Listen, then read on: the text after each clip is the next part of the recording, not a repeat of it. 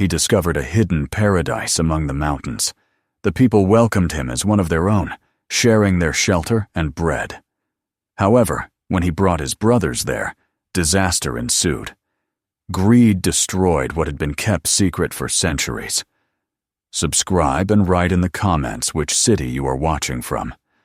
The year was deep in the middle of the 19th century, and the western territories of America were still half wild, half claimed, lying in a restless balance between endless opportunity and unforgiving hardship. Among the scattered camps of settlers and cowboys, one man named Thomas Hayden made his living in the manner of so many like him. Day after day in the saddle, night after night, beneath the wide and often merciless sky. He was not young anymore, though not yet old, and his life had been shaped by an absence of roots. His parents, who had left the eastern states in pursuit of farmland and freedom, had died of fever when he was barely out of boyhood. From that time forward, he belonged to no one and nothing except the land, the cattle he drove, and the lean strength of his own body. His days were filled with labor that yielded little more than survival. At dawn, he saddled a worn bay mare, drove cattle across uneven ground, mended fences, or joined other hands in branding, herding, and watching against thieves. His meals were coarse-jerked meat, hard bread, beans if fortune favored him. The little money he earned went quickly to ammunition, worn gear, or cheap lodging when winter storms drove him from the open prairie. At night, when the stars seemed to burn through the darkness like cold fires, he sometimes imagined a different life, one where he might rest in a place not constantly under threat from hunger, weather, or men more desperate than himself. Yet he never dared shape that imagining into anything resembling hope. The country itself offered little mercy. Prairie fires roared without warning, sending whole bands of settlers scattering before walls of flame. Droughts left men to dig in cracked earth for water that never came. Bands of raiders sometimes displaced natives, sometimes lawless whites, swept down on small camps to take food and animals, leaving behind ruin. Each day Thomas carried not only the weight of his saddle, but the heavier burden of a life that seemed destined to repeat itself until death overtook him in the dust. He bore it silently, because silence was the habit of men who had no audience for complaint. One autumn morning, while the frost still clung to the grass and the cattle moved reluctantly through mist, Thomas saddled his horse and rode toward the foothills in search of game. The settlements were running low on meat, and the task had fallen to him to bring back venison or elk. The sky was pale, the air sharp in his lungs, and the earth beneath his horse's hooves was hard as stone.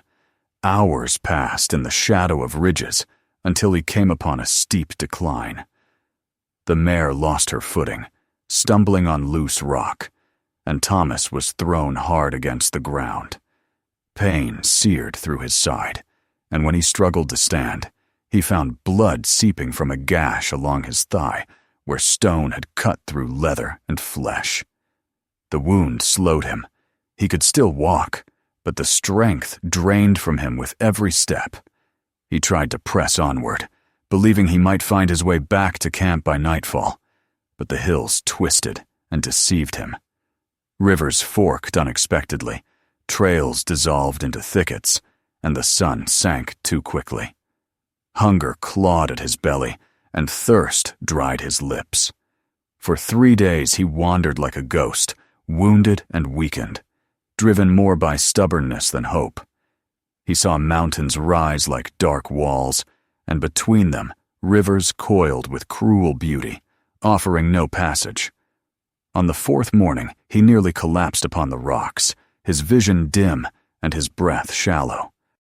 It was then, staggering along a narrow ledge, that he discovered what would alter the course of his life.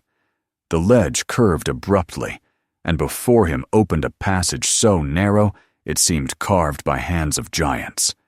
He pushed through, scraping his shoulders against stone, and emerged into a valley hidden like a secret between high ridges.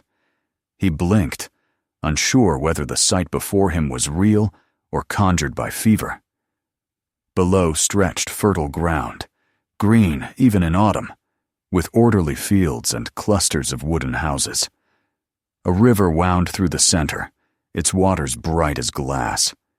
Smoke rose from chimneys, carrying the smell of roasted maize and herbs. It was as though he had stumbled upon a world untouched by the harshness beyond its borders. At first he hesitated, fearing he had trespassed where he was not wanted. Yet when figures appeared, moving swiftly across fields, he saw no weapons raised, no anger in their bearing. They were men and women, dressed in garments of leather and woven cloth, their faces painted with the deep history of the land. They approached him with caution, but when they saw his stagger and the blood upon his leg, their caution softened into care. Hands reached out to steady him, voices murmured in a language he could not fully understand, and before long he was led across the fields to a dwelling near the riverbank. There, beneath a roof of cedar poles and bark, they laid him upon a bed woven of reeds. A woman brought a bowl of water fragrant with crushed plants, and another man cleaned and bound his wound with a skill that astonished him. Food was placed beside him, bread of maize, a stew rich with game and herbs. He ate slowly, amazed at the generosity of strangers. That night he slept more deeply than he had in years, not on cold ground or under a leaking tent, but within walls that sheltered him, among people who asked nothing of him but to heal. The days that followed revealed a life he had never believed possible. At dawn, he heard children laughing as they ran beside the river. Men tended fields of beans and squash with patient strength. Women tanned hides, wove cloth, and sang as they worked. The elders sat in circles, telling stories whose cadence soothed, even though he grasped only fragments of meaning.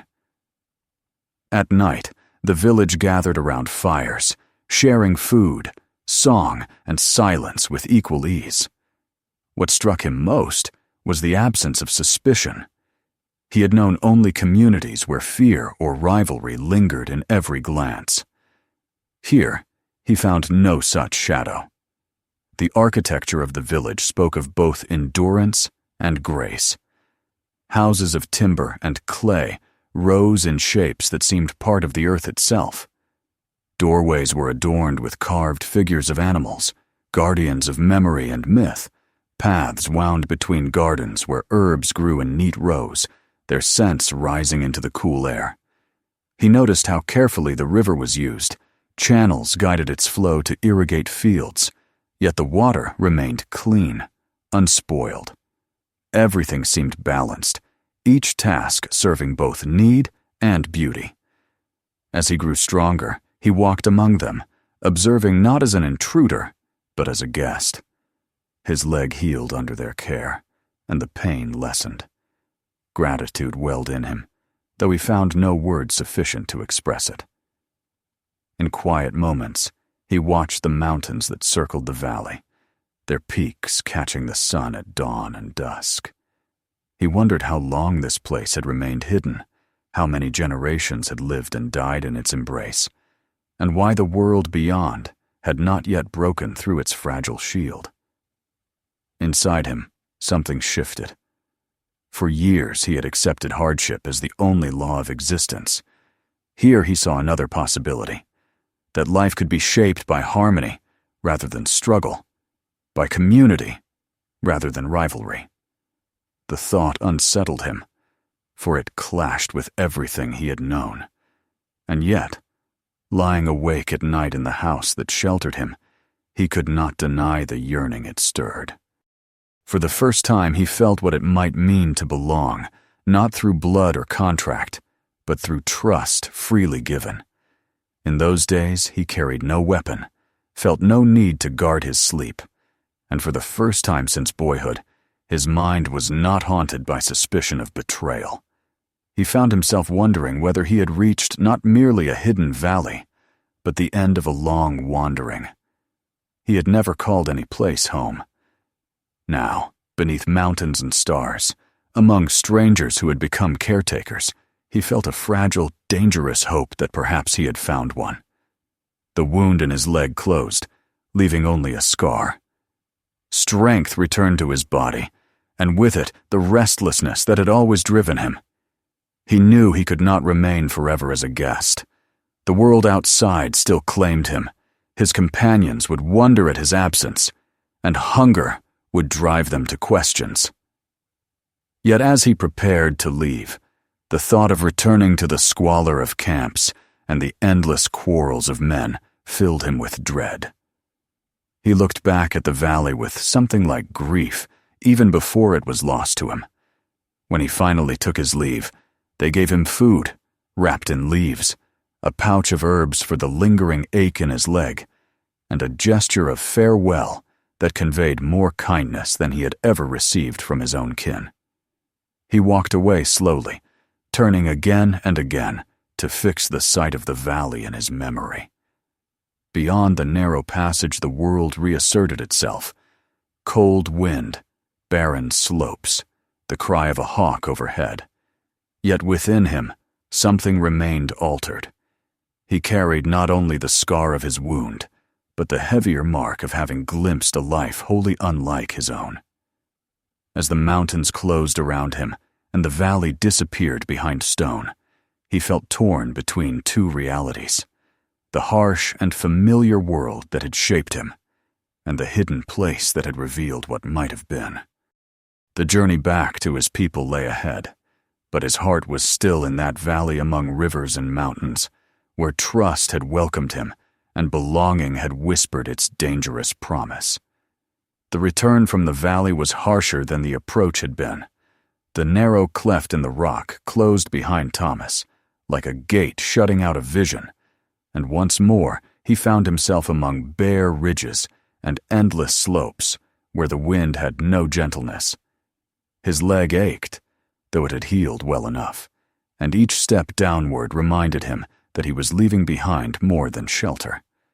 The faces of those who had tended him lingered in his mind, the laughter of children at the riverside, the scent of food prepared with care rather than haste.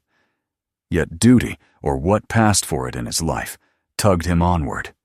Beyond these mountains, the settlement awaited, ragged and quarrelsome, and he could already sense how great the distance was between what he had seen and what he was returning to. The camp of his companions was as he had left it: smoke rising from crude fires, animals tethered among broken posts, men arguing over rations, women weary with the endless burden of making little stretch into less. He slipped back among them without ceremony, greeted with nods or gruff remarks, as though his absence had been of no importance.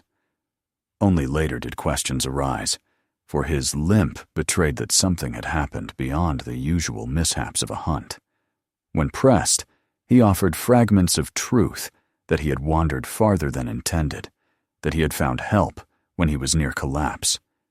He might have left it there, but memory is a weight that seeks release, and in idle moments, words slipped out. A fertile valley, he said without meaning to, where the air was sweeter and the ground rich, where food was plentiful and the people lived in peace.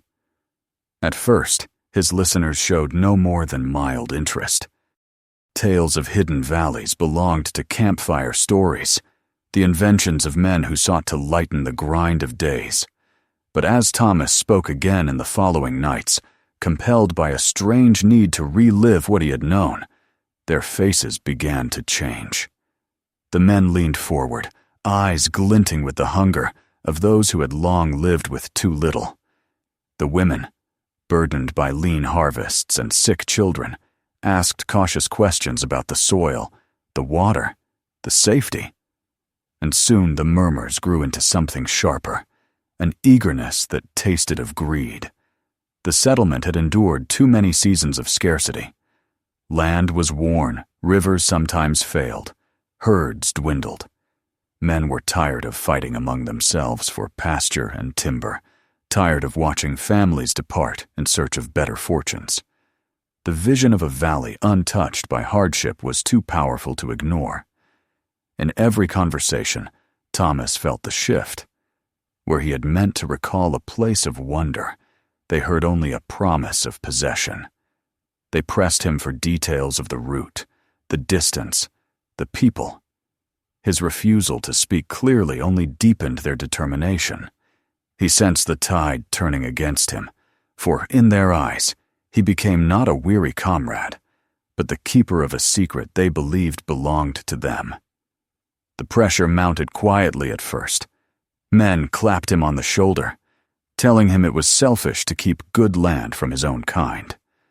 Women appealed to him with softer words, reminding him that children deserved a chance at full bellies. Then came sharper voices, accusing him of disloyalty, of having forgotten where he belonged. He remembered too well the warmth of the villagers who had taken him in, the trust that had required no proof, and every word spoken by his own people sounded like a betrayal waiting to happen. Yet blood and familiarity bind tightly, and the fear of standing alone against his kin gnawed at him. At night he wrestled with his thoughts. In the valley he had tasted belonging, but it had been a belonging offered by strangers, fragile as morning mist. Here, among those who shared his language and his struggles, he found only suspicion and resentment. Which was truly his place? He knew in his heart that if he led these people into the valley, the harmony he had seen would not survive. They would not tread lightly, nor accept the balance that sustained that hidden life. They would carve, seize, and consume, as they had done everywhere else. Yet what was he to do? Refusal would brand him a traitor to his own, a man who denied opportunity to the desperate. Consent would brand him a traitor to those who had trusted him without question. Each day the choice pressed harder. Men sharpened tools not only for work, but for conquest. Rumors spread that other groups might be told of the valley if Thomas refused to share it with his own. He saw the hunger in their faces, a hunger that no argument could soften. In the flickering light of campfires, their eyes shone with visions of fertile fields, herds fattened on lush grass, rivers that would quench their thirst forever. He wanted to tell them that plenty required restraint, that abundance could not survive greed, but he knew his words would fall on barren ground. At last, under the weight of their demands and the fear of exile, he yielded. He told them of the narrow path between cliffs, of the river that guided the way, of the hidden cleft that led into the heart of the mountains. The cheer that rose from their throats chilled him more than silence would have done. They spoke of the valley as though it were already theirs, as though the people who had welcomed him were shadows to be brushed aside. In that moment, Thomas felt the hollow victory of surrender. He had preserved his place among his kin, but at the cost of a trust far more precious. Still, he tried to console himself. Perhaps they would only settle on the edges. Perhaps they would trade and share rather than seize. Perhaps his fears were born of guilt rather than foresight. He told himself these lies in the dim hours of morning, clinging to them as one clings to a branch in rushing water. But deep within, he knew the truth. The moment he had spoken, the fate of the valley had been sealed.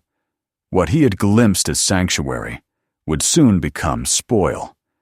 So it was that preparations began. Wagons were mended, rifles cleaned, provisions gathered. A party was formed, larger than he had imagined, for word spread swiftly, and men from nearby camps joined, eager for their share of promised plenty. Thomas found himself at the head of a march he dreaded, his silence mistaken for resolve, his reluctance for humility. Each step toward the mountains was a step away from the peace he had known. He looked often toward the horizon, where ridges rose dark against the sky, and felt the tightening coil of fate.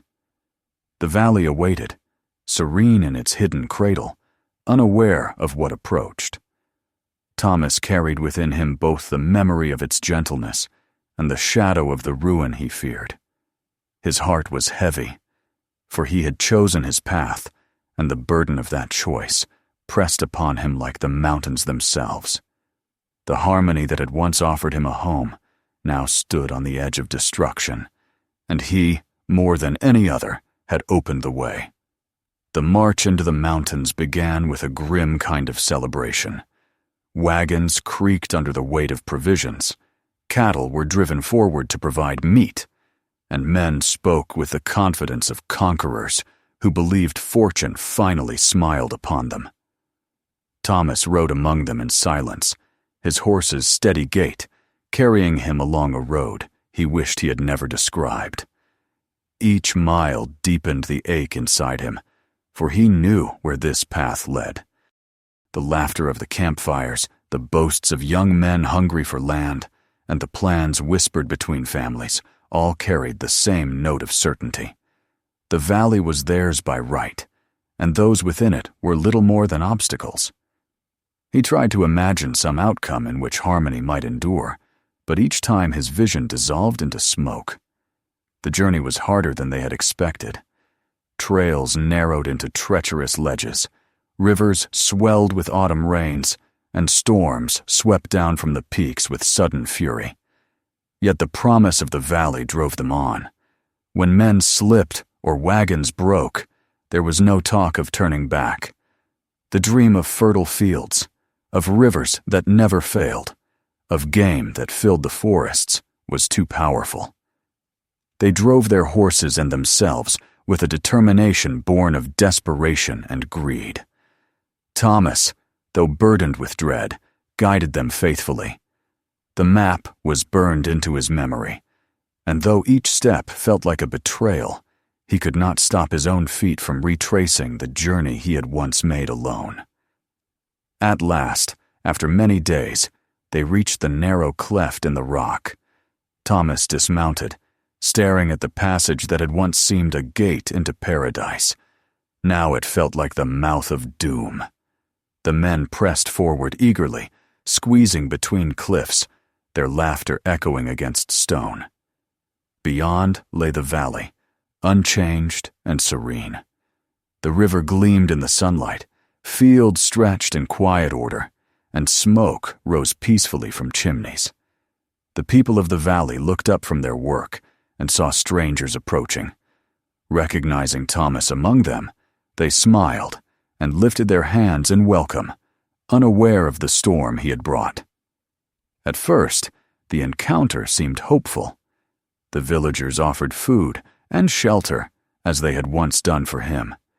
Children gathered with curiosity, women prepared meals, and elders nodded in solemn greeting.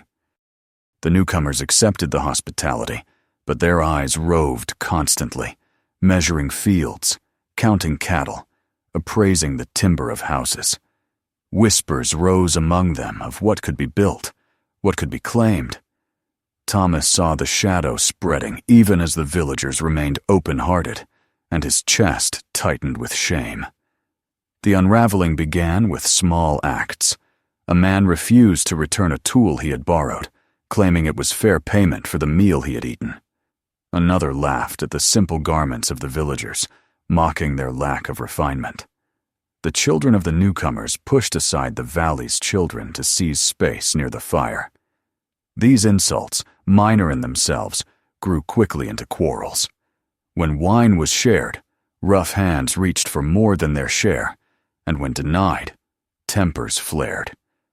The villagers, still striving to show patience, endured what they could, but unease spread like smoke before a blaze. It did not take long for patience to break. One night, a young settler struck a man of the valley over a disputed jug of grain. Others joined in, and before dawn, a brawl had left wounds that could not be ignored. The settlers, armed with rifles and driven by a fever of possession, gathered their strength. At first light they seized animals, broke open stores of food, and trampled through fields as though they already belonged to them. Cries rose from the villagers as they tried to protect what was theirs. Some resisted, but they were unarmed, their bows and spears no match for bullets and steel. Smoke soon curled from rooftops as houses were set alight, and the valley that had known centuries of harmony became a battlefield. Thomas moved among the chaos in despair. He shouted, pleaded, even tried to drag men back from violence, but his words fell unheard in the roar of greed. His companions no longer saw him as one of them, nor as a leader, only as the fool who had revealed the valley. The villagers' eyes turned toward him, filled with shock and betrayal, for it was he who had opened the way. Everywhere he looked there was ruin. Children crying as flames consumed their homes, elders beaten down, women fleeing into the forest with what little they could carry. The harmony of song and laughter he had once known was drowned beneath screams and gunfire. By evening the destruction was complete. Houses smoldered, fields were trampled, and the river ran clouded with ash. The settlers, exhausted but triumphant, gathered spoils, grain, furs, crafted tools, boasting of their victory and planning how the land would be divided.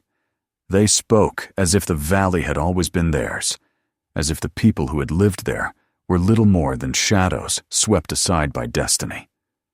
Thomas sat apart, his head bowed, his heart heavy with the weight of guilt. He had delivered paradise into the hands of wolves, and the cost of his weakness now lay scattered in ruin before him. That night, as the fires crackled and men drank to their conquest, Thomas walked alone among the ashes. The air reeked of smoke and charred wood. A broken drum lay half buried in the dirt, its skin torn. A child's toy, carved from wood, lay crushed beneath a boot print. The river, once clear, reflected the glow of flames. He thought of the woman who had bound his wound, of the elder who had smiled at him, of the children who had played beside the water. Where were they now? Scattered, hiding, perhaps lying lifeless in the shadows. His stomach turned, and he dropped to his knees, clutching the earth as if it might offer forgiveness.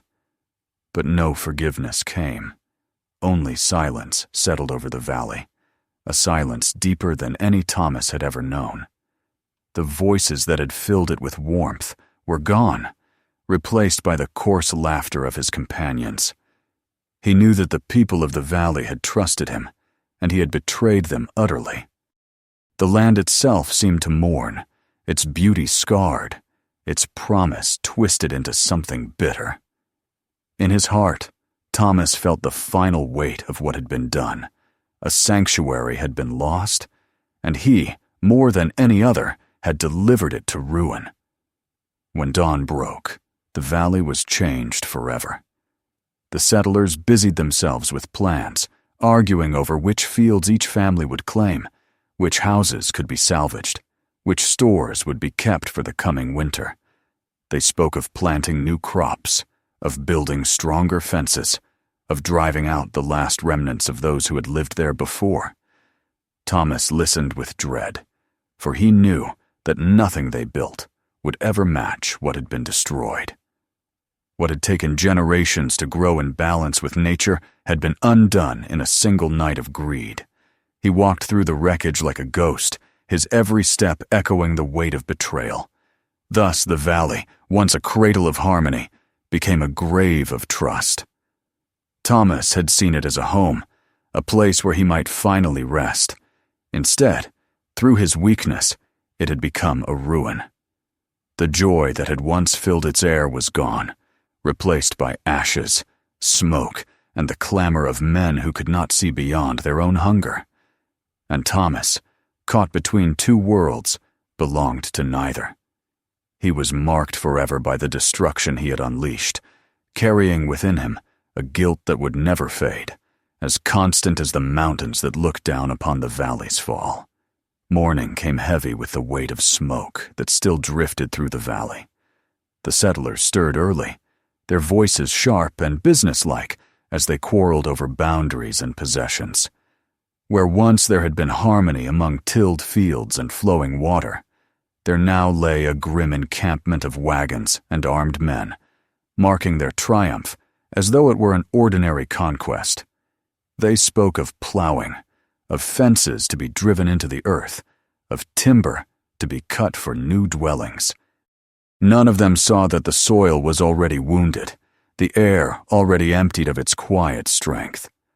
Only Thomas moved with a burden different from the others, his face shadowed with a grief he dared not speak aloud.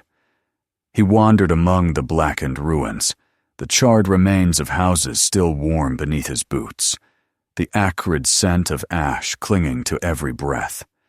The silence that spread across the valley was broken only by the occasional cry of a bird circling above, as if searching for lives that had fled.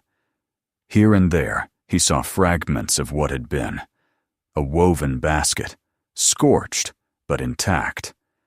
The frame of a loom collapsed into cinders, the brittle outline of once green gardens now trampled into mud. Each remnant was an accusation, a silent testimony to what his weakness had cost. His companions did not notice his torment. They celebrated their victory, boasting of how easily the valley had fallen into their hands. Around fires they divided tools, argued over livestock, and marked plots of land as though the rightful owners had never existed. They spoke of a future rich with harvests and herds, blind to the fact that they were planting themselves in poisoned soil, not from the earth itself, but from the memory of what they had done. Thomas could not bring himself to join them. When they laughed, he turned away. When they drank, he kept his cup empty. More and more he felt himself apart from those who shared his blood and his past, as though the very act of bringing them here had severed the bond forever. One evening, as dusk spread across the valley, Thomas came upon a figure among the trees. It was an elder of the village, wounded but alive, leaning against a trunk with eyes that burned through the gathering dark. No words were spoken. None were needed. The elder's gaze carried the full weight of betrayal, not only for the lives lost and the homes destroyed, but for the trust that had been shattered beyond repair. Thomas fell to his knees, but the elder turned away, disappearing into the forest like a spirit returning to the mountains. That look haunted Thomas more deeply than any blade could have cut. He knew then that forgiveness would never be his to claim. The days stretched into weeks, and the settlers made the valley their own. Fields were plowed anew, cabins raised upon the ruins of the old, and cattle driven into pastures that once fed wild herds. To those who had taken part, it seemed a new chapter of prosperity was beginning. But to Thomas, every step across the land was like walking on a grave. He could not escape the memory of children's laughter silenced, of fires that had once been hearths, but now burned as beacons of ruin. Even when men spoke to him of success, he heard only echoes of what had been lost. He withdrew from the others, choosing solitude over companionship. By the riverbank, he sat for hours, staring at the water that no longer seemed to sing, but only to carry away the ashes of the past. He did not share in the building of fences, nor in the joy of fresh crops. His kin called him a brooding fool, some whispering that he was touched by madness. Yet none of their scorn matched the condemnation he carried within himself. For he alone knew the fullness of the crime. He had led wolves into a sanctuary, and nothing could undo what followed. Seasons changed, and still the valley bore scars. The land yielded harvests, but they seemed meager against what had once grown. Illness swept through the settlers, as though the earth itself rejected them. Quarrels turned to violence, and the community that had come with such hope began to fracture. Thomas watched all of this in silence, recognizing it as the inevitable harvest of greed. They had destroyed a place of balance, and now they reaped only discord. Yet, even in their suffering, they never understood what they had lost. Only Thomas carried that knowledge, and it weighed upon him like chains. Years passed. He grew older, his hair streaked with gray, his body bent by the burdens of both labor and memory. Many of those who had followed him into the valley were gone, claimed by sickness or war, or the endless search for more fertile land elsewhere. The valley itself changed, forests encroaching upon abandoned plots, rivers carving new courses through neglected fields. What had once been a thriving settlement dwindled into scattered homesteads, struggling against time and soil. Thomas remained, unable to leave, bound by guilt to the place he had betrayed. One day, when age had slowed his steps and solitude had become his only companion, Thomas wandered deeper into the valley than he had in many years. There, among trees that had grown thick over ruins, he found the remnants of the old village. Nature had begun its quiet work of concealment.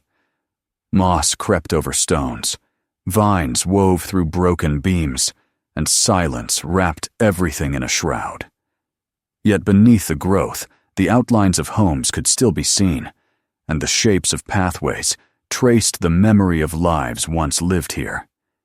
He walked among them with the reverence of a mourner at a graveyard, his heart aching with the weight of what had been. At the edge of what had once been a gathering place, Thomas stopped.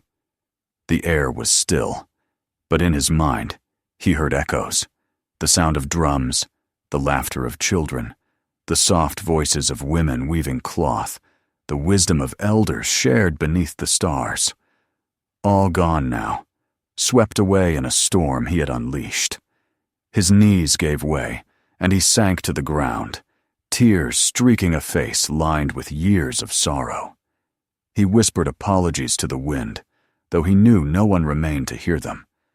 The valley itself seemed to answer with silence, a silence that judged him more harshly than any voice could have done.